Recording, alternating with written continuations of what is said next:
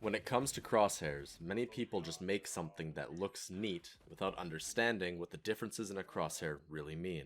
Because of this, many players make monsters that only technically qualify as a crosshair. Some other players just copy a crosshair from a pro or a streamer without really looking at the merits of alternative styles. In this video, I'm going to show the 4 crosshair styles that I believe to be viable and describe their strengths and weaknesses in terms of the qualities that I believe a crosshair must have. These qualities are visibility, target acquisition, and ease of use.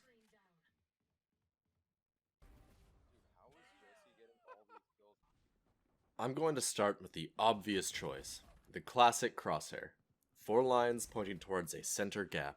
There's a reason why this design is so ubiquitous. The 4 lines create a Cartesian plane of sorts, with a handy gap in the middle to avoid covering the target. In terms of visibility, this crosshair does quite well. The gap is nice, but depending on the user's settings, the lines may obscure targets in distant headshot angles when the crosshair placement isn't perfect. Putting a dot within the crosshair can cause similar issues and should never, ever be done. Target acquisition and ease of use are the primary strengths of the classic crosshair. People are naturally good at putting things in holes. The crosshair gives you a nice, tight hole to fill with your enemy's head, all in a window intended. The lines simplify the crosshair placement process, as the user will learn how many crosshair widths away from a corner their crosshair should be for wide or fast peaks at certain angles. The grid they form makes flicking easier, as the angle to flick to is more apparent relative to these lines. This simple design will always be the king of crosshairs. Circle and box crosshairs are quite similar to the classic crosshair at first glance. I found the box crosshair shown here to be comfortable within minutes of using it, as it functions nearly identically to the classic crosshair. Their lack of long lines makes for improved visibility, and it is not too difficult to understand where to place the crosshair in terms of crosshair widths either. Ease of use is a plus here as well. Put the head in the box and click. You really can't mess that up. The drawback that comes from this simplified design is target acquisition. I believe the lines in a crosshair are very beneficial for flicks and spray transfers, as well as dealing with wide peaks. A box or circle does not provide such a thing. Also, if the box or circle is too big, it is very easy to fire when a target is within the crosshair but not dead center. This results in misses that would not occur with the guidance of lines or a dot.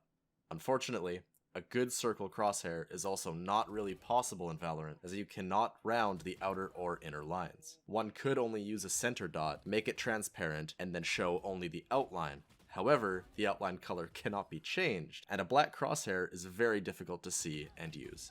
Riot, please fix. With that in mind, the next crosshair to mention is the dot.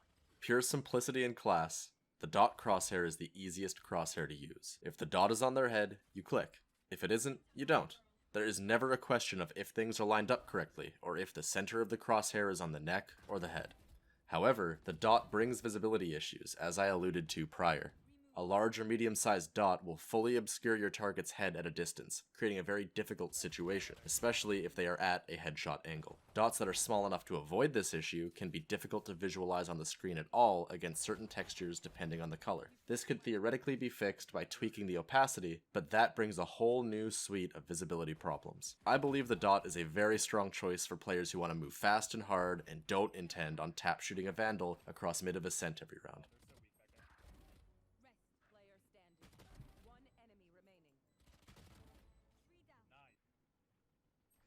The final crosshair on this list is, in my opinion, the dark horse that every player should try. A small modification on the crosshair, the cross has very thin lines and no center gap at all. This was my favorite new crosshair out of the bunch and brings the strengths of the dot and the classic crosshair together seamlessly. The thin lines ensure that target visibility is never an issue. The use of lines means that target acquisition is as easy as it is with a classic crosshair, and the idea of using the crosshair widths to prepare for wider peaks or tight angles is just as easy. Since there is no gap, the user simply lines up the intersection of the lines with the opponent's head. This brings all the strengths of the dot with literally none of the visibility drawbacks. The only downside to this crosshair that I could find is the idea that thin lines might be difficult to visualize, as a small dot is. However, using outlines and a bold color such as green, light blue, or pink seems to eliminate this. If I wasn't so attached to my current settings after many years of play, I would absolutely move to this kind of crosshair.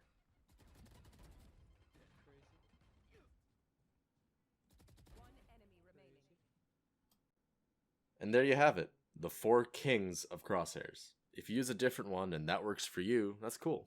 Unless you use other crosshair lines, that's not cool. Or if you show movement error. Or firing error.